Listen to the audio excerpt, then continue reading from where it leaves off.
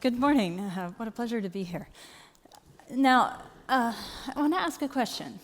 What comes to mind when you see this image? Pretty much, we've seen it before. Hopefully it'll continue to look at least like this for a long time, but maybe Earth, planet. Some people think of things like fragility, beauty. Well, I'll tell a story.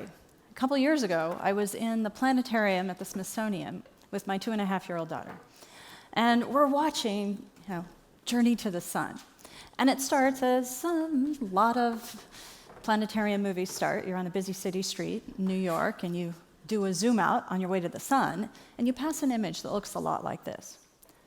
And as loud as she possibly could in this very dark and quiet theater, my daughter yells, "Minions." Which might seem odd, but all of a sudden I go, yes, of course. Her experientially established prior of this image is coming from this one. So as far as she cares at this point in time, she sees an image of the Earth and thinks of little yellow creatures. But it points to something really critical about how we experience the world, is we all have vastly different experiences of the exact same information. As much as we would like to believe that we have the same experiences, it's our priors, our past exposures, plus our underlying biology, which many of you encounter and think about daily, as well as our expectations, can change the information and understanding of even the simplest image. The statistical nature and distribution of information in our environments affects our brain, affects our bodies, affects our lowest level neural sensitivities. If I grew up in a village in Afghanistan, or I grew up in a town in the Midwest, or a city like New York or Kathmandu, the environmental pressures in those environments are shaping my neural sensitivities, the neuroplasticity that enables me to be successful in those environments. Whether I have the color, the statistical distribution of color, of contour, of noise and environments, is all about helping us be successful and thrive and get away from the tigers, which now in the city might be a flying Uber driver. But the same sensitivities our body has to respond to are going to be different if we're in a city or a rural or an urban environment. If the landscape where I have to be successful to mate, find food, communicate is different than yours, it fundamentally means that the cells neurally that are responsive to enable me to have heightened engagement in those spaces are very different than someone else. Now, I want you to watch this. I'm going to distort my face. There's a condition called facial dysmorphopsia. And someone with facial dysmorphopsia, look at everywhere you see a yellow X, position your gaze to that X. So someone with facial dysmorphopsia experiences a scotoma every place that their eye or gaze is directed. And what happens is their visual system fills in that scotoma with nearby information. So you get something that looks a little bit distorted like that. Now, it also looks a lot like this image. Does anybody know who this is? Or not who this is specifically, but who the artist is. Francis Bacon. Francis Bacon was a 20th century painter, and he was famous for painting rather distorted images, but we actually believe Francis Bacon had facial dysmorphopsia. And when you realize that, suddenly you're looking at not his artistic vision, but fundamentally his internal experience of the world around him. And frankly, we grow out of the authentic abandon of a 2.5-year-old to yell out how we're experiencing the world. And I personally don't have the artistic capability to translate my internal experiences. But we often don't want to.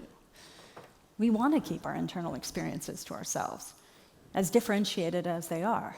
We want to have our poker face. We want to keep our stressors, our feelings, our emotions, something that we get to decide when and where we share them. But I think a lot of people in this room are aware that that's changing.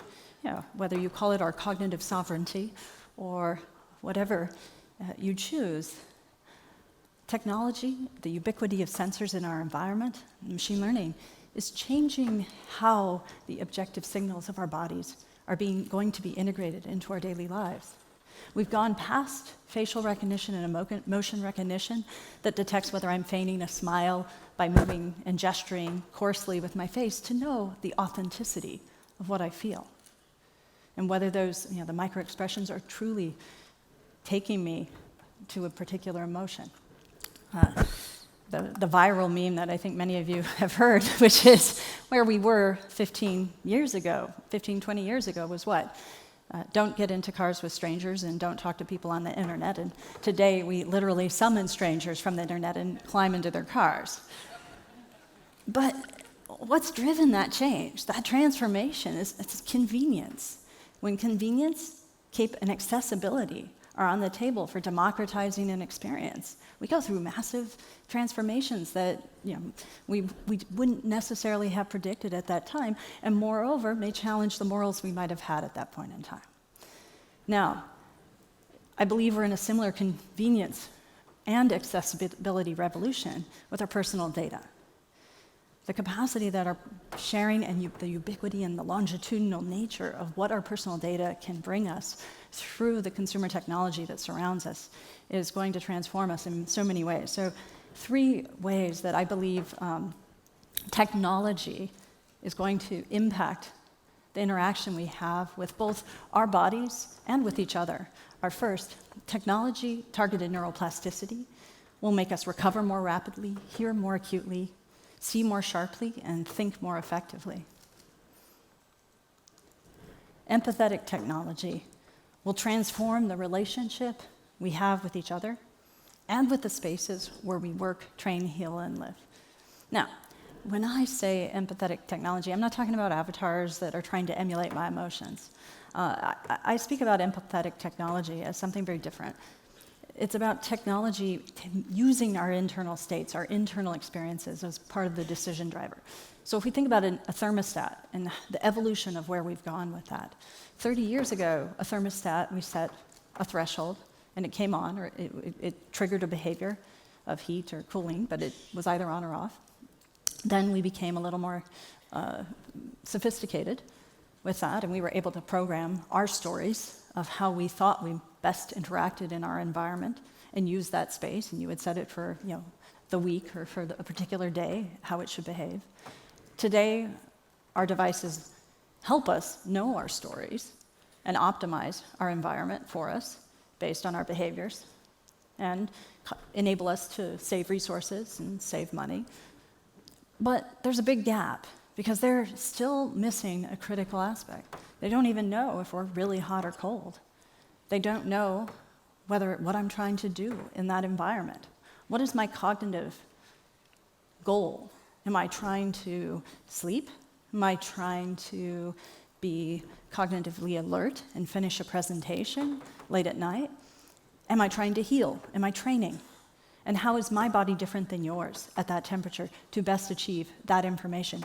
Closing that loop is what I call empathetic technology. It's using an amalgamation of my internal experiences to interact with my technology so that the decision driver that technology is making is most intelligent and most optimized to help me succeed and help me succeed in that space.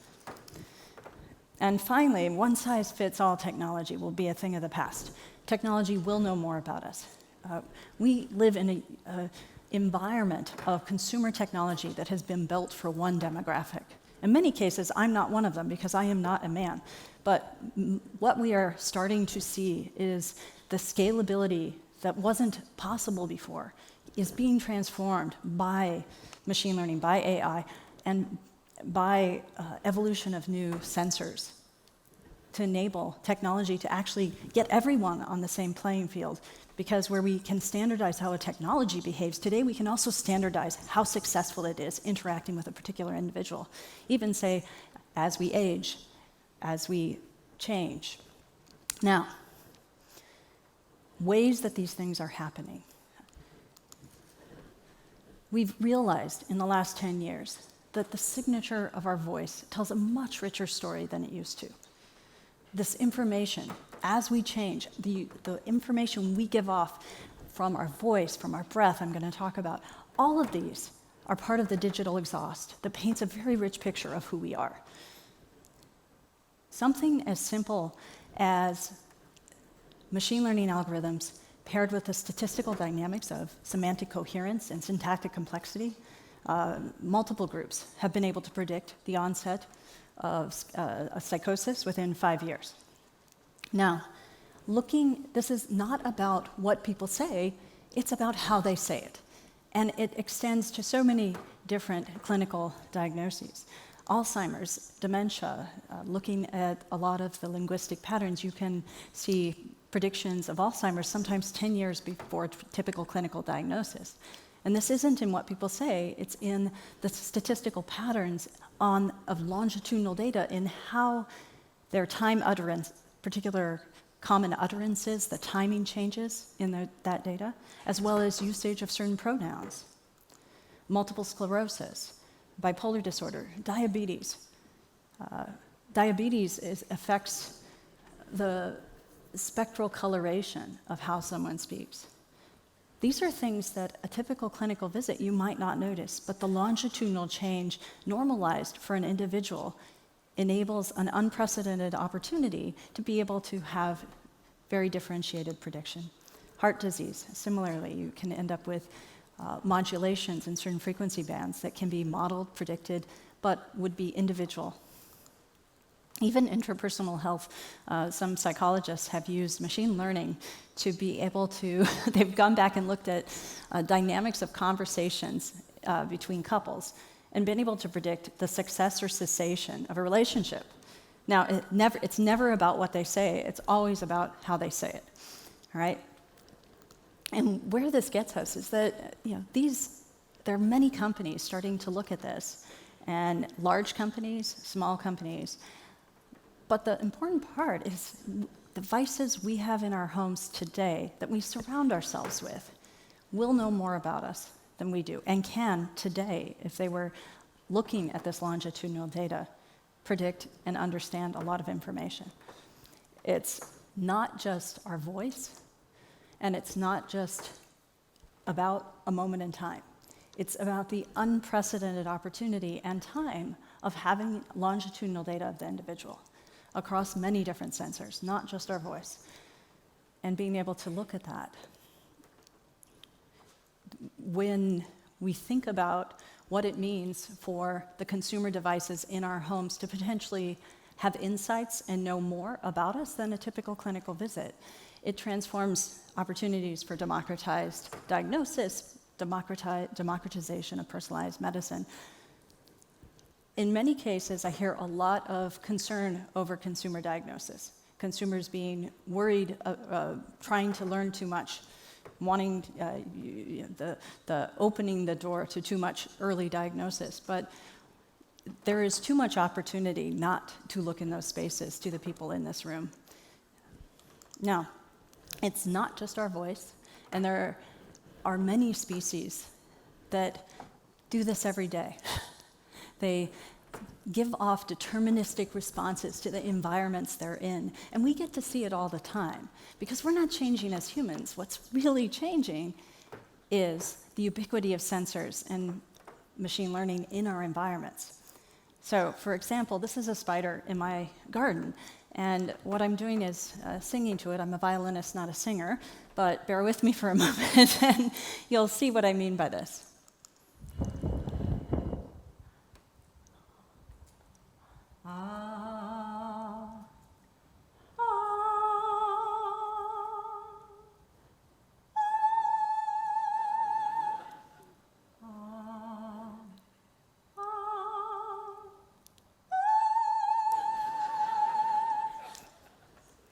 So it turns out some spiders tune their webs to resonate like violins, and as my voice went higher, the harmonics paired with a change in intensity, the spider did what it should. It basically told me to bug off, but it responded to me as if I were an echolocating bat or a bird.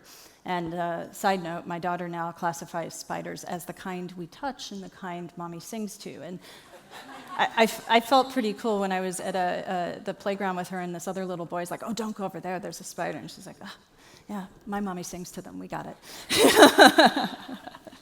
In any case, Biology is responding to the external world and revealing the internal one. We do this all the time, but we have historically not had the technology in our lives that picked up on it. So today, what I call the end of the poker face, let me give an example. We may think we have more cognitive control over how we share and reveal our internal emotions, but in many cases we don't. So try and understand the two talkers. Your brain reveals how hard your eye reveals how hard your brain is working. You're going to see a change in the diameter of the pupil. Pupillometry, looking at the diameter of the pupil to give insight to internal experiences, has been around for 50 or 60 years, if not more, as a metric that's used frequently in labs. But it hasn't been pervasive in our consumer technology in the ways that are happening today and very rapidly. So just watch this and try to understand the two talkers. Intelligent technology depends on personal data. Intelligent technology depends on personal data. Intelligent technology depends on personal data. Intelligent technology depends on personal data. Right? So your autonomic nervous system drives your pupil to dilate. When your brain is having to work harder, your cognitive load increases. As it gets easier, one talker drops out, suddenly your brain will cause your eye to contract. Now, the question is, what does that mean? What does this mean for technology, right? If we can see cognitive load so effectively, we can see it. I can change this. I can control it. I can increase the signal-to-noise ratio of a talker. I can spatialize the information, and I will be able to control this information. Now, if I have a hearing aid and I'm in a noisy environment, there are three things that can cause my pupil to dilate. Okay, so I've used pupillometry extensively. I'm a neurophysiologist by training, and when as a means of behavioral interaction to understand what a different species might be experiencing, the pupil is often a very informative phenotype. Now, my pupil might dilate because of light in the room, changes in my environment, lighting changes in my environment. It might dilate because of engagement, and I just showed you an example of cognitive load. Now, if I just pair that with information from a microphone, I suddenly disambiguate the motivation of that dilation. Like, what's the driver of that dilation? And that's the power. A lot of these sensors that are becoming ubiquitous in our environments, a single one of them is not that informative because there are multiple things that may trigger it.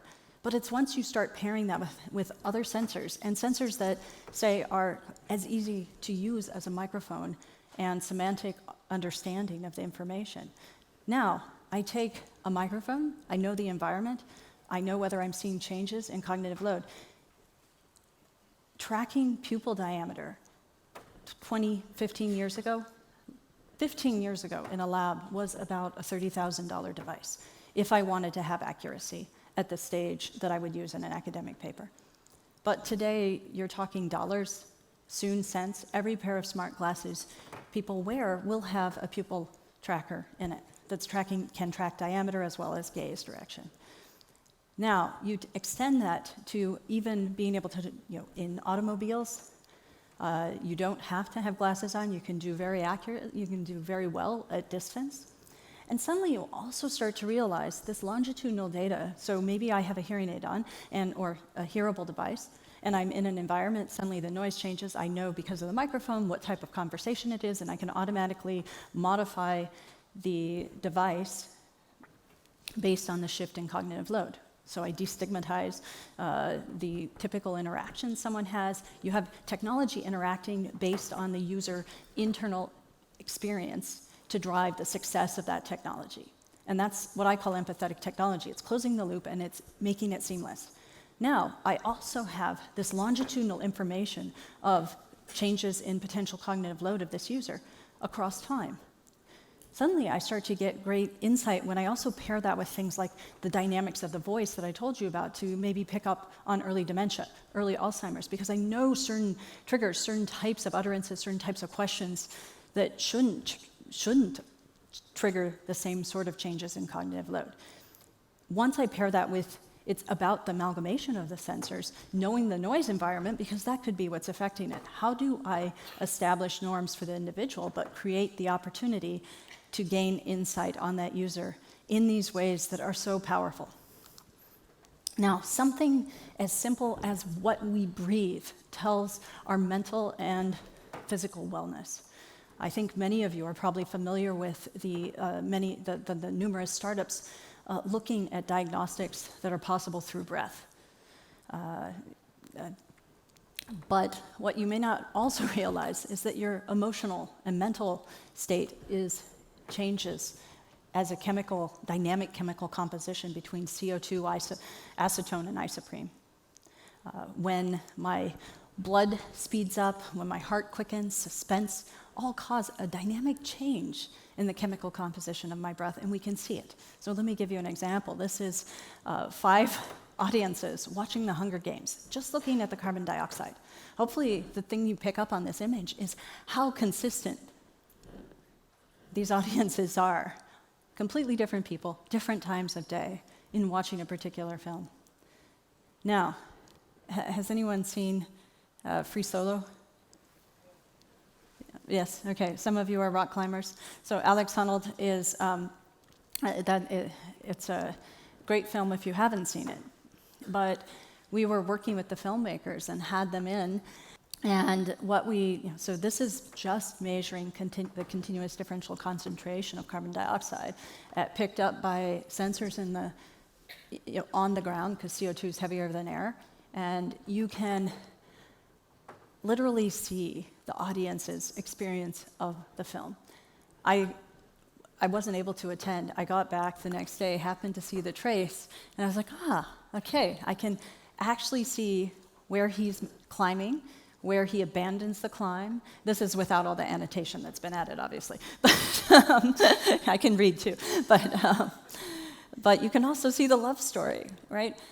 You know, the filmmakers came in and we did this, but it's literally the experience of joy, of fear, of suspense, all captured just in the carbon dioxide. So you start realizing that there are 2 very powerful phenotypes, breath and voice, of our future, both for disease diagnosis as well as mental and physical wellness. And they're incredibly powerful, but they're also really tricky because they're not tied, in terms of data and privacy, they're not tied to a device, right? They have this amorphous expansion of where that data flows. And that is something that we have to think about. But the power of what comes from them is going to be, and I'm talking to this audience because I think you can change this, it's not going to be if we build kiosks and we enable diagnosis through very self-selected areas. It's when this type of diagnosis is ubiquitous in our consumer technology and the devices and places where we interact on a daily basis for demographics that wouldn't typically self-engage. Something as simple as our galvanic skin response, we can pick up the change every time there's a penalty kick, right? I can look at this trace and go back and perfectly predict when someone's watching soccer penalty kicks, that human anticipation. We start to see thermal responses. We can look at the dynamics, the derivatives of change in people's faces and pick up cognitive load and stress and engagement. You can imagine certain dimensionality reductions of the thermal scan thermal images being part of our interpersonal relationships of the future. Now, I like to say it's the end of the poker face and we've entered the era of the empath. It's up to us for what we do with it. But we are changing how we interact in our spaces. In the next few years, we're going to see spaces that can dynamically react with us. The types of sensors that we used to tether our bodies with are moving off our bodies into our environments. Our environment can have a personalized relationship with us in a way that it can optimize what we're trying to do in that space. It can modify its color, its sounds, its temperature, all dynamically in a way to optimize my health, my healing, my training, my cognitive capacity. And in many cases, the ironic reality here is that being able to track mental and emotional and physical mental wellness in a space is that increased tracking and ubiquitous sensing in some cases really can mean greater autonomy and freedom for individuals. If you have elders that otherwise would be in a care home, you suddenly know much more information about them than whether they've taken their pills, whether they've fallen, and you can go well beyond that to knowing whether they're actually having their quality of life and the dynamics of their emotional and mental wellness. What I'm very excited about is where we're going with the ear. So we talk about the eye as the window to the soul, but in reality, it's really the ear. Just in the dime-sized patch of right inside your concha, we can pick up all of the biometrics I've mentioned. We can pick up EEG, so we can neurally decode where your mental direction of your attention is, your gaze direction, your electrooculogram, when your eye moves, it creates a dipole between the front and back of your retina. We can know what you're looking at. Your mental gestures, your cognitive load, your galvanic skin response, we can pick that up in the ear. Stress, scene awareness, mental health through dynamics of the voice. And we can even use vagal nerve stimulation to trigger relearning, rewiring of the brain. The ear is basically like a USB port. I think of it that way. I believe in a very near future, we will wear devices in our ears more to listen to our bodies and to modify our brains than to play us music. And there are ways that we can do that, things we can do to improve and optimize it. But what we gain from picking up these simple metrics, like even temperature and brain activity, is we gain the ability to monitor our physical health, to have technology reactive to my internal state, my internal successes. And that's powerful.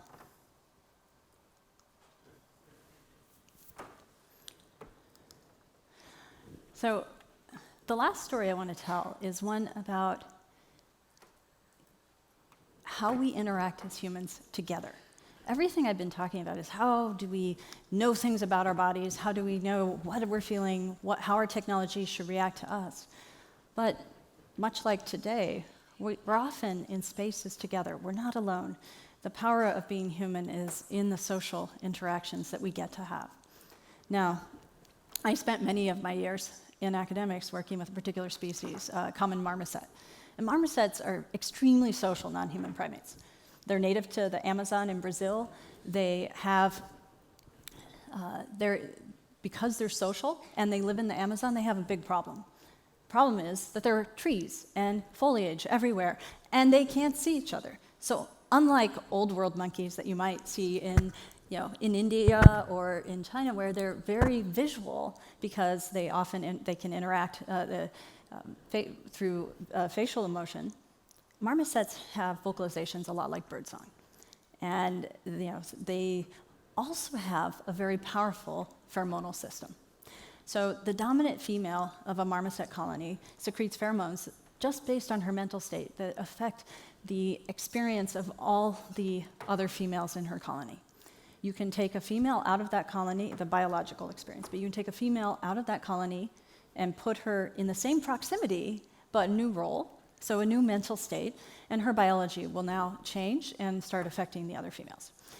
Now, I'm not here to talk about human pheromones today, but there are incredible ways that we interact as humans, and ways that that have nothing to do with our voice, nothing to do with the behavioral signatures we give off, but they're subtle changes in our biology that we pick up on. And it may even be the changes in the exhalant of individuals sitting next to us that we've just captured.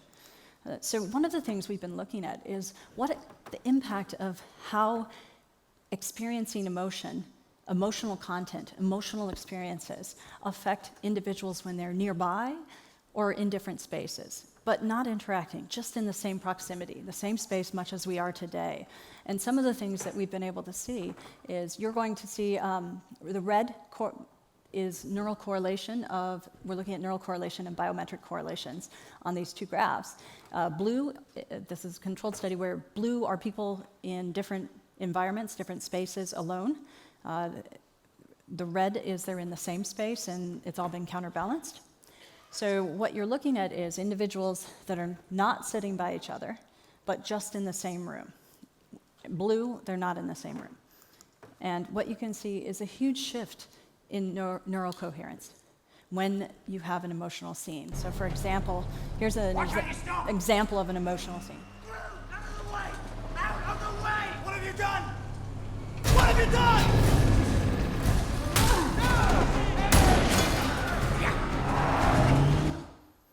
Okay?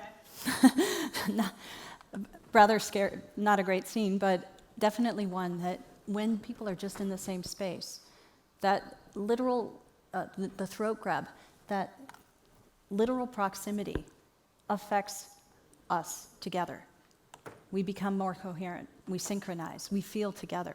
And this has an implication for us on being at a conference like this, being in the same room, why we'll always go to the movies together, why we'll always go to live shows, but it also has a big implication. So these are examples from Baby Driver. The red, again, is neural coherence in galvanic skin, biometrics as well, and EEG. But it also has a lot to do with how we identify caregivers and patient placements in hospitals, how you optimize those. You cannot be interacting, but you really can have two individuals can have an impact on the success or failure of physical interaction.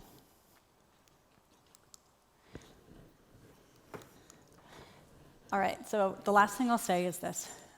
We have great opportunities in technological change right now to improve human capacity. And great changes in human capacity happen for three reasons. Usually there's a trifecta. There's a trifecta of technology innovation that happens. That technology innovation, when we put people, enabled people to fly at the X Games, is not just because snowboards became more aerodynamic, but it comes because you also have sports psychologists, sports medicine that enables an understanding of neuroplasticity and training to enable use of those devices to enable the human to do things that they couldn't do before. But that third thing in that trifecta that is so critical has been the evolution of the medical industry, which has made the risk of breaking an arm much different than it was 100 years ago. So how people engage becomes something very different that enables them to excel in human capacity to grow. I like to say, we've gotten to this place of where the post-Humpty Dumpty era. Now, where we are today is a similar place with personalized data and how we enable that to evolve us as humans through targeted neuroplasticity, through empathetic technology, through personalized medicine, and personalized care of what we can do. It's a constant cycle of how we change our brains, how our technology influences us, and the capacity to keep up and do that in a targeted way that allows us to evolve in ways that we want to see human capacity grow. So with that, to know thyself is the beginning of wisdom, and we're at a point where technology is going to know more about our mental and physical wellness than it ever has, and that we might have to, and we have to evolve, and hopefully this will be the evolution over the next 5 years of a great partnership. Thank you.